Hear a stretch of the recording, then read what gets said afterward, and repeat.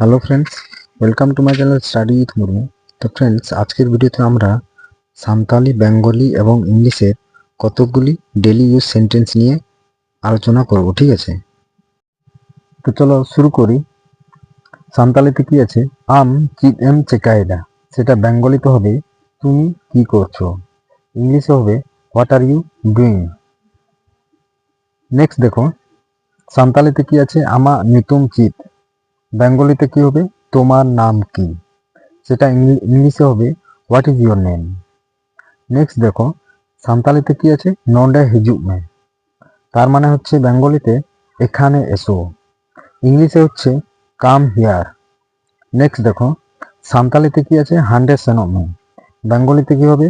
ওখানে যাও, সেটা ইংলিশে হবে গো দেয়ার। নেক্সট দেখো, সাঁওতালিতে কি আছে? আম তীরে দাকা জমাম, সেটা বেঙ্গলিতে হবে তুমি কখন ভাত খাবে, সেটা ইংলিশে হবে when will you eat rice.